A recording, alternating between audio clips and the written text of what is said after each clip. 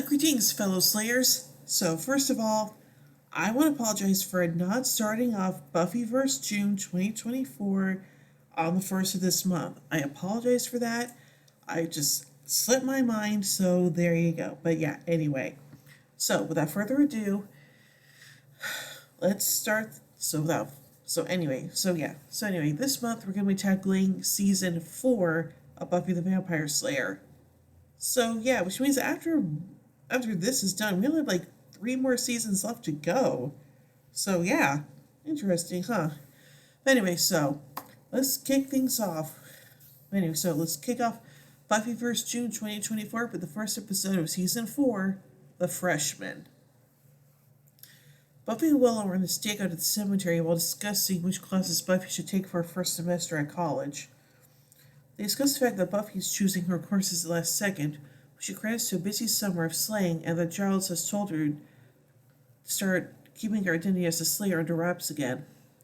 The vampire they're waiting for awakens and prepares to attack them, but backs home when he sees their arsenal of vampire slaying gear. He slips away with Buffy and Willow, not having noticed a thing. The next day, Buffy arrives at the UC Sunnydale campus, ready to select her classes and move into her dorm room. However, she is completely overwhelmed by the sheer amount of people there, as well as being handed flyers by the various campus groups, fraternities, and general student protesters. Buffy meets up with Willow and Oz and tells them that she feels disoriented by the new experience. Willow, on the other hand, is very excited by the new surroundings and is enjoying every second. Oz is not fazed at all due to Dingo's They Ate My Baby playing there on a regular basis. Although he claims not to have a clue what's going on, he already knows several people. Buffy and Willow tour the campus library and discuss Giles enjoying his free time now he's no longer a watcher or a librarian, and that Xander is still away on his summer cross-country trip. Buffy and Willow go to visit the college library and are amazed by its size, far removed from their old hangout. When Buffy tries to get into the Intro to Psychology book, she knocks him off the shelf onto the head of another student. He introduces himself as Riley Finn, the teaching assistant for Professor Walsh's Psych 105 Intro to Psychology class. Buffy arrives at her new dorm room in Stevenson Hall. She's already moved in, and her new roommate Kathy is in the process of doing so. Kathy tells Buffy that she can tell she is cool and thinks the upcoming year will be super fun, while she hangs a poster of Celine Dion, much to Buffy's chagrin. During the night, Buffy has trouble sleeping because Kathy snores, laughs, and smacks her lips in her sleep. Buffy attends the class the next day in order to find out if the enrollment is still open. However, when she asks this person next to her about it, the person humiliates her and throws her out. Later, with Willow and Oz, she attends Psych 105. Professor Walsh jokingly states that those students not in her good graces will come to know her as the evil bitch monster of death. Students who say in her favor will come to know her simply as Maggie. Buffy is further unnerved, realizing the college could be far harder than high school was. You think? That night, she meets Eddie, another freshman student, who is just as overwhelmed as she is by the new environment. They discuss their need of a security blanket in their unfamiliar surroundings. Eddie tells Buffy that his security blanket is a novel of human bondage, which he's read 10 times and keeps by his bed, while Buffy's is Mr. Pointy. As they then go separate ways, Eddie runs into a gang of vampires led by Sunday. The group break into Eddie's room and takes all his stuff, leaving behind only a note on the bed. The next day, Buffy looks for Eddie in side class but can't find him. She goes to his dorm room to find the note in an empty room, with the resident assistant explaining that some students can't handle college life and bail out early on. Although as Buffy sits down, she spots a human bondage still in his nightstand. Knowing when it left it, she realizes something is wrong. And some days later, the vampires go through Eddie's belongings. Sunday bemoans that they can't go after cooler people and gets ready to go on that evening's hunt. Lying dead on the floor, Eddie's eyes snap open. Buffy visits Giles to find a half-naked female visitor in his apartment. The woman is an orphan named Olivia who refers to Giles as Ripper. Buffy tells Giles of the mysterious disappearance and tells him they need to start researching to find out what's going on, but Giles is reluctant to help. He reminds Buffy that he is no longer her watcher, nor does she have anyone anymore, and now she's growing up and she has to learn how to handle these things herself. Buffy leaves, while Giles reminds her he'll always be there if she really needs him. That night, Buffy runs into Eddie in a deserted part of campus. She says she's sorry for what happened to him, When he responds, he's not. Eddie attacks her and Buffy quickly stakes him. The group of vampires that turned Eddie were watching, so Sunday attacks Buffy. Buffy is nearly thrashed by the vampires while the others watch. With her arm sprained, she runs. Buffy is shaken by the fight and goes home the next day. She finds her mother surprised to see her home so soon, then discovers that she's using Buffy's room as storage space for the gallery. The phone rings and Buffy answers, but the caller hangs up. When Buffy returns to her dorm room, she finds old belongings missing and a note similar to that found in Eddie's room. She goes through the bronze and thinks she sees Angel from afar, but turns out to be just a guy who looks like him. As she mopes, Sanders appears behind her, having returned from his trip a couple days earlier. He reveals that his car broke down in Oxnard and his tour of America didn't happen, but they spent a month and a half washing dishes at Ladies' Nightclub, earning money for repairs, which mercifully came to an end when a male stripper fell ill, although Xander refuses to elaborate further. Xander says that he now lives in his parents' basement and has to pay rent. Bob tells Xander about Sunday, explaining that she doesn't want to intrude on Lone Oz's first days in college by involving them. She admits that she doesn't think she'll be able to handle the new environment. Xander tells Buffy in the darkest times of his life he will get her by thinking about what she would do and that she's his hero. Xander pledges full support in stopping Sunday. The two research to find that student disappearances started at the same time that a fraternity lost its charter. It's also empty while zoning issues dragged on. Heading there, the two spy the vampire group through the skylight as a route through and laugh at Buffy's possessions. Xander says to round up the rest of the gang while Buffy remains behind to keep watch, only for Skylight to give away from under her, leading her right in front of Sunday and the other vampires. At Buffy's dorm room, Willow assures Kathy that Buffy is the kind to run away, except for the time when she did. Xander turns up and, after happy reunion with his friends, gets them to come with him to help. Meanwhile, Buffy's being kicked around by Sunday. When she sees the vampire break the class protector award she was given at senior prom, Buffy's angered enough to regain her confidence as Sally trounces the vampires. She's then helped by Willow, Xander. She's then helped when Willow, Xander, and Oz turn up. Although a couple of the vamps escape, Buffy manages to take out Sunday with a backhand throw of a broken tennis racket. Later, the gang recovers Buffy's things from the lair when Giles approaches, laden with weapons. He apologizes to Buffy for turning her away and is ready to fight the evil. Instead, he's just out to help carry the boxes. Buffy realizes the college is actually training him to be out of high school, so she at least knows what to expect. Tom, one of the only surviving vampires from Sunday's lair, runs away from the scene. He's only stunned with a taser.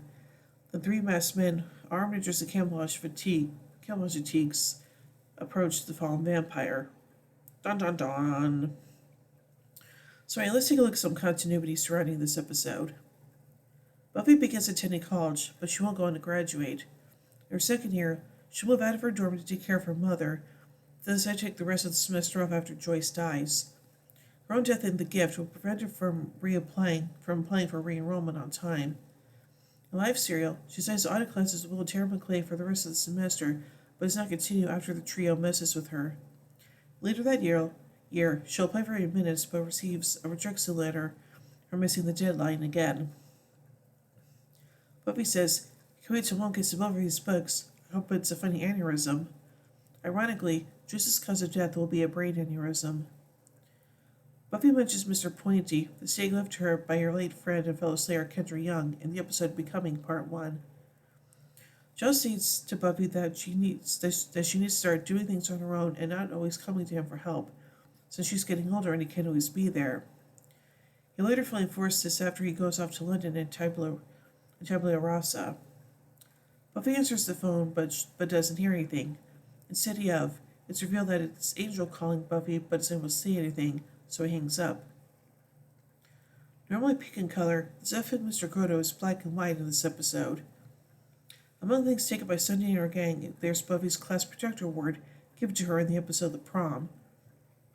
This episode marks the first appearance of the Initiative, although the operation will only be revealed to the audience in the Initiative.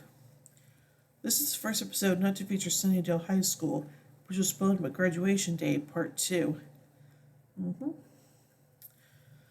So let's take a look at some production notes from this episode. Starting with this episode, the series was filmed in 16:9 widescreen. This would be the case for the next 3 seasons. However, Joss Whedon never intended for it to be shown this way, so the on-screen version is shown on Sky in the United Kingdom. All American showings are 4:3. DVD releases of the final 4 seasons have followed the same pattern, with the European Region 2 disc displaying the episodes in 60:9 widescreen format, and North American Region 1 discs not. Hulu has the widescreen versions of seasons 4-7. The exterior shots of UC Sunnydale were filmed on the UCLA campus. The man that brought us to look like Angel was actually played by David Boreanaz up until the point his face became visible. Christopher Carpenter and David Boreanaz are no longer series regulars and have been removed from the opening credits. This is the first season premiere not to feature the 2 characters, as well as the first time in the series that an actor is removed from the opening credits. This episode marks the first appearance of Mark Blucas and Lindsay Krause. Brian will be a recurring character at the beginning of the season and will be a series regular from Doomed up until Into the Woods. He'll make one final guest appearance in the episode As You Were. Megan Walsh will be a recurring character throughout the season. We debates Professor Raggart on An Old Prof of Mine. Joe Reed, who kicked my friend David out of the classroom a day, when David out of the class day one of our 200 kids. Joe was cool. Walter Borchardt, who here portraying a vampire, also plays a vampire Jeff and Crush, and a Milk to Guard demon in living conditions. Pedro Pascal said in 2024 that the residuals he got from this episode saved him from becoming homeless at a time when he had just $7 in his bank account. Whoa. And now finally, let's take a look at some pop culture references. One of the flyers most given is from Take Back the Night, an organization that protests sexual relationships as well as domestic violence. Offsets, it's a madhouse, to Buffy and Willow about the first day of college, quoting the 1968 film Planet of the Apes. Kathy hangs up a poster of the singer Celine Dion. A Security Blanket is a 1950 novel of human bondage by W. Somerset Maugham. Sorry if I mispronounced that. Sunday and her gang have a tally score going between pieces from painters Klimt and Monet. Buffy compares Giles to Playboy creator Hugh Hefner. Xander quotes Purple Mountain's Majesty for the patriotic song America the Beautiful. Xander mentions that he watched the 1991 film Grand Canyon. Xander quotes Avengers Assemble, a reference to the fictional superhero team. Joss Whedon would write and direct the 2012 film The Avengers and his 2015 sequel, Avengers Age of Ultron. When trying to discuss fear, Xander misquotes Yoda's dialogue from the 1999 film Star Wars Episode 1, The Phantom Menace. The correct quote is, Fear is a path to the dark side. Fear leads to anger. Anger leads to hate. Hate leads to suffering. Xander attempts to quote the 1983 film Scarface, in which he says, in this country, you gotta make the money first. Then when you get the money, you get the power. Then when you get the power, then you get the women. Buffy thanks Xander for his diced pep talk, referring to an art movement known for expressing nonsense and irrationality. Xander tells Buffy he sometimes asks himself, what would Buffy do? Which is playing the popular phrase, what would Jesus do? So overall, this is the first episode of season 4. It does a really good job at kind of like introducing us to the new locations, new characters, and stuff like that. So, yeah. So overall, I give The Freshman, I give it 3 vampire steaks out of 5. But anyway, tune in as we to the next episode, Living Conditions. So, until then, here endeth the lesson.